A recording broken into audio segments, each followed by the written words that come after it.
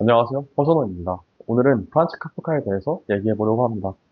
카프카는 사전에 카프카에스크, 카프카적인, 카프카스러운 이라는 단어가 존재할 정도로 매력적이고 고유한 세계를 창조한 작가입니다. 또한 40살에 요절했기에 작품들 사이의 시간 간격이 그렇게 크지 않고 장편 소설도 3편밖에 없어서 그의 소설들은 하나의 세계로서 더 긴밀히 연결되어 있는 느낌을 줍니다. 어떤 요소들이 카프카의 소설을 카프카에스크하게, 카프카스럽게 만드는지 소송을 중심으로 원문을 함께 읽으면서 얘기해 볼 예정입니다. 많은 사람들이 얘기하듯 카프카에스크라는 단어는 꿈 같은 분위기 라는 단어가 가장 잘 설명하는 듯합니다. 앞으로 설명드릴 모든 요소들은 꿈 같은 분위기를 만드는 데에 기여합니다. 첫 번째 요소는 불쾌하고 낯선 공간과 비균질적인 시간입니다. 실종자에서 들라마르시의 방이나 소송에서 법원 사무처나 화가의 아뜰리에가 대표적인 불쾌한 공간입니다. 소송에서 법원 사무처는 이렇게 묘사됩니다. 그는 가능한 한 확실하게 말했지만 사실 앉으면 매우 좋았을 것이다. 마치 뱃멀미가 난 것 같았다. 성난 파도 속에 갇힌 배를 타고 있는 것처럼 생각되었다. 물이 밀려와 나무 벽들에 부딪히고 복도 저쪽 끝 깊은 곳에서부터 덮쳐오는 물소리처럼 쏴 소리가 들려오고 복도가 좌우로 흔들리고 기다리고 있는 복도 양편의 소송 당사자들이 가라앉았다 솟아올랐다 하는 것 같았다. 그 때문에 자기를 데리고 가는 아가씨와 남자의 침착한 태도를 더욱 이해할 수 없었다. 그는 그들에게 맡겨져 있어서 그들이 그를 놓아버린다면 널빤지처럼 쓰러질 것이 분명했다. 그들의 작은 눈에서는 날카로운 시선이 이리저리 뻗어나갔다. 칸은 그들의 규칙적인 발걸음을 느꼈지만 거기에 보조를 맞출 수가 없었다. 거의 매 걸음마다 그들이 그를 들어 나르다시피 했기 때문이다. 마침내 그는 그들이 자기에게 말하고 있는 것을 깨달았으나 그들의 말을 한마디도 알아들을 수 없었고 단지 소음만 들릴 뿐이었다. 소음은 사방에 가득 차 있었고 그 한가운데를 사이렌 소리처럼 단조롭고 높은 소리가 가로질러 울리는 것 같았다.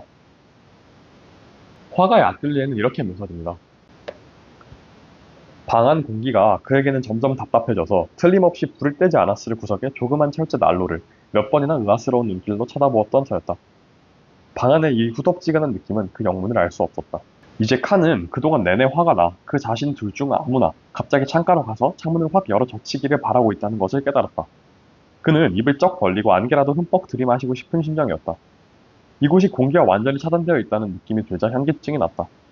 그는 손으로 가볍게 옆에 있는 깃털의 입으로 두드리며 힘없는 목소리로 말했다.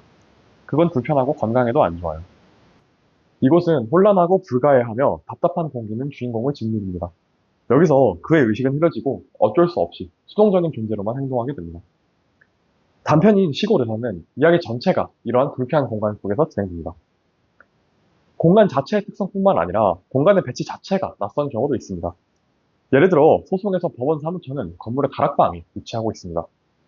개별적으로 보았을 때는 현실적인 공간들이 조합되어서 전체로서는 낯선 인상을 주는 공간이 만들어집니다.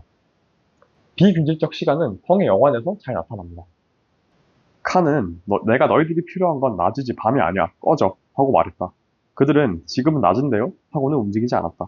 정말 낮이 되었는지 뜰문이 열리고 카가 까맣게 입고 있었던 올가와 함께 농부들이 밀려 들어오는데 올가는 비록 옷과 머리는 엉망이었지만 어제 저녁과 마찬가지로 생기가 있었으며 그의 눈은 문에서부터 칼을 찾고 있었다.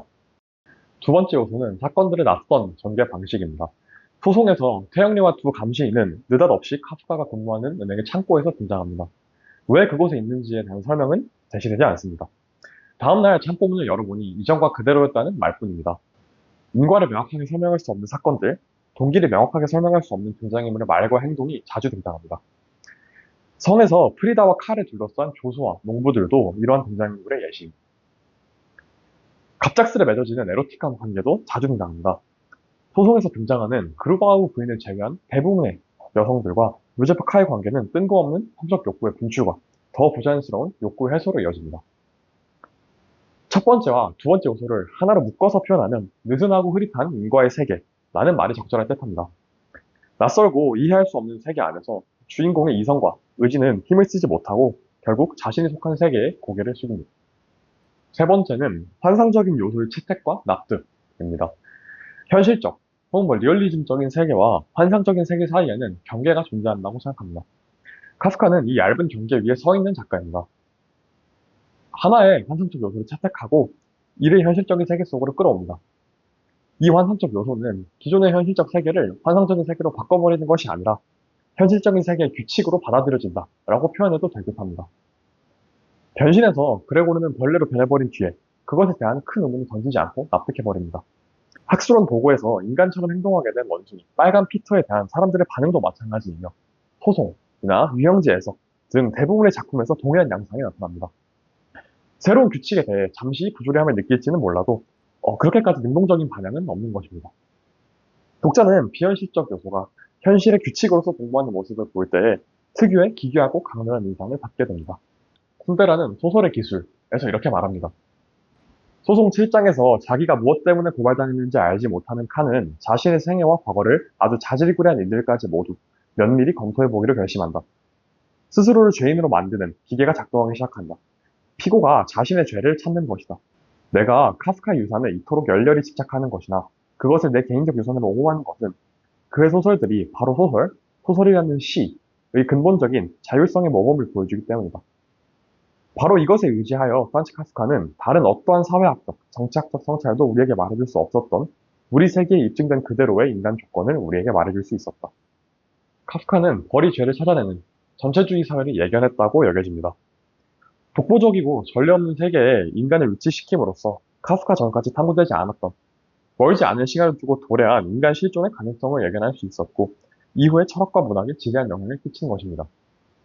카프카의 작품들은 의미가 고정되지 않았다는 점, 다른 작가들에 비해 특히 더 해석의 폭이 넓다는 것이 큰 매력인 것 같습니다. 카프카의 소설은 세계와 개인 사이의 관계에 대한 일종의 과장된 비유적인 이야기처럼 보입니다.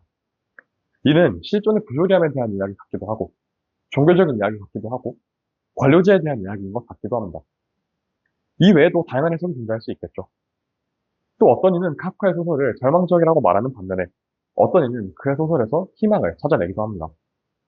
결국 그의 소설이 어떤 의미를 지니는지는 전적으로 독자가 결정하는 것입니다.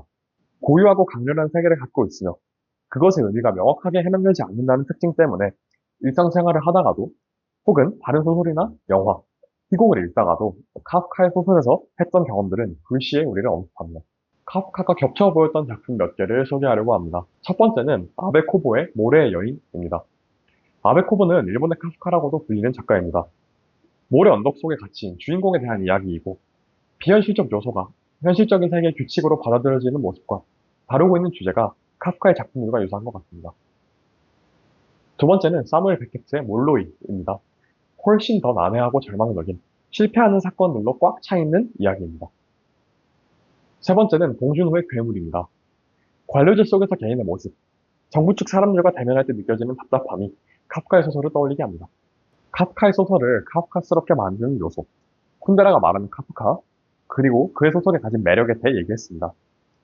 카프카의 소설을 처음 접하는 분들에게는 카프카에게 관심을 갖게 되는 계기가, 이미 그를 좋아하시는 분들에게는 깔끔한 정리가 되는 영상이었으면 좋겠습니다.